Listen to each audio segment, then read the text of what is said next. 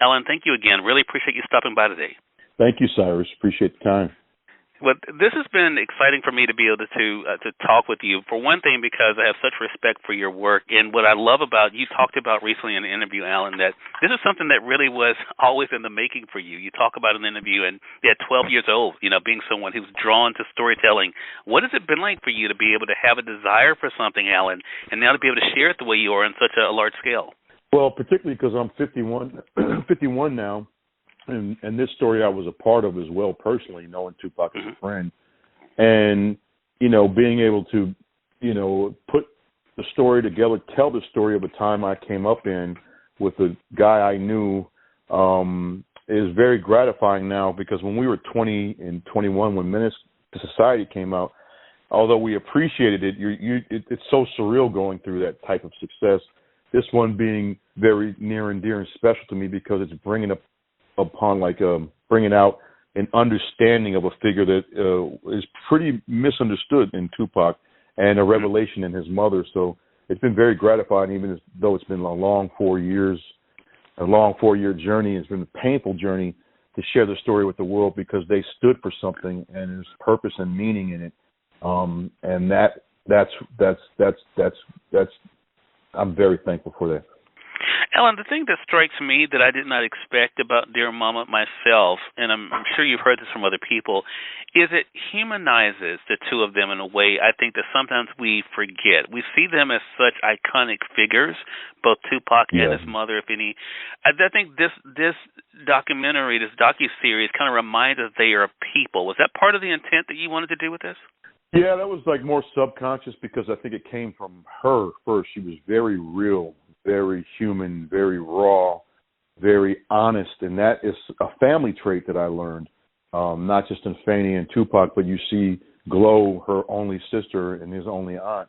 You see how frank and honest and funny she is, and you learn that's part of the DNA of that family. They don't sugarcoat anything, and they're a family of charismatics as well. That fruit doesn't fall far from the tree. So yeah, it was very rewarding to sit with people who had that same substance that Afeni and Tupac had, particularly Glow, Jamala, Billy, his cousins, and to see that, hey, you could tell a story, as Glow said, blemishes and all, especially when it's remarkable human beings like Tupac and Afeni, and blemishes and all, there's no one's perfect. And I think that connects you to them even deeper. When you see the imperfections, you see yourself in their narrative. You said, Allen, that, of course, this is personal for you. In another interview that you did recently, you were talking on the Breakfast Club about being 19 and, directing music videos and being able to actually meet for the first time. I want to talk about, though, did that make it even more personal for you in making sure that you got it right when it came to this docuseries? Yeah, I was disappointed in a lot of things that I've seen on Tupac. I was disappointed that people going, I've heard from people going, we've seen everything on Tupac, we've heard his story. And as a storyteller, I'm like, one, no, we haven't. We've just done, tawdry little takes or murder mysteries or death row docs, whatever it is. It's not a deep dive into the actual narrative of this human being. And the personal part of it for me was, there were fans because Tupac and I had a pretty violent altercation towards the end of our friendship. And he has some hardcore fans that are like, what is this guy doing making this film? But since I've seen that people who see the film, that just that small sect of people that weren't not into me doing it, maybe they see the care I took in telling this story, and even that's turned around. So that's been gratifying. I want to talk about the why now. You mentioned, of course, you said it was, I think, a 4-year journey. So much has changed in the world, even in this past decade. How much has the opportunity that's there, Allen, like streaming, like what's happening right now with FX, and then, of course, also being available on Hulu, how much has that kind of impacted the timing for you?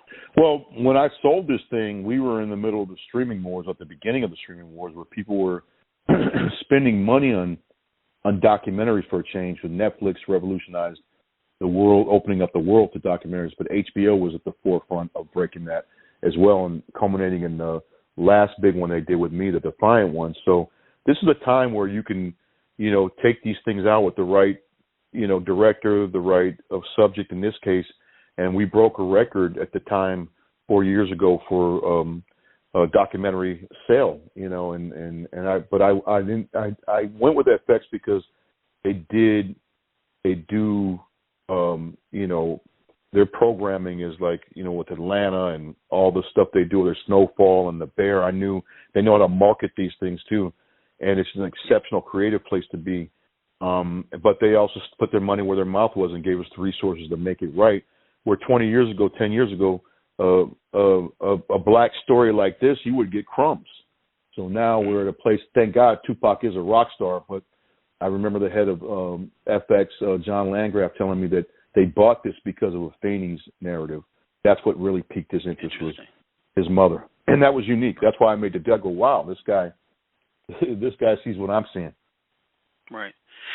You talk about, of course, Tupac, but people will look at you, Allen, and I almost feel funny calling you Allen. I want to call you Mr. Hughes because I'm a Southern boy, but I want to show you the respect you deserve. But you have such an extraordinary body of work for yourself. What has that been like for you to embrace? It seemed like for many, Tupac had problems embracing really the impact he was making. But what has it been like for you to embrace the impact that you've been able to make on the industry? Well, that's what it makes my heart heavy about Tupac, and me and Snoop talk about it.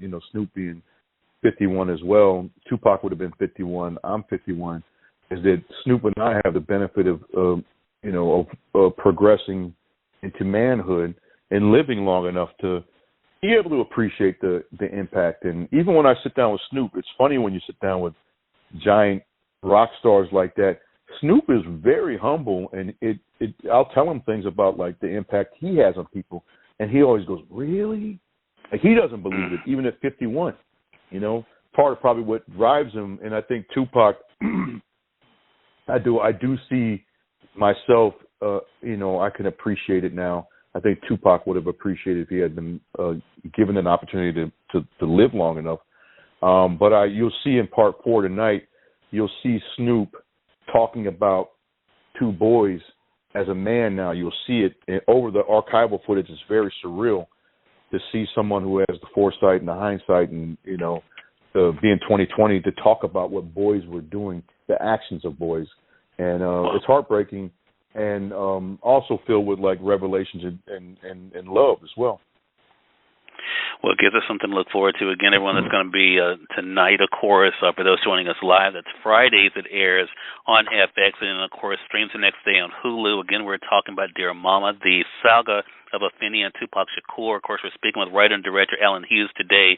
Again, Allen, thank you so much again. Congratulations to you, and I really appreciate the time. Thank you, Cyrus. Thank you for the time. I appreciate it. Glad to do it. And we thank your audience for tuning in to another great segment of Conversations Live.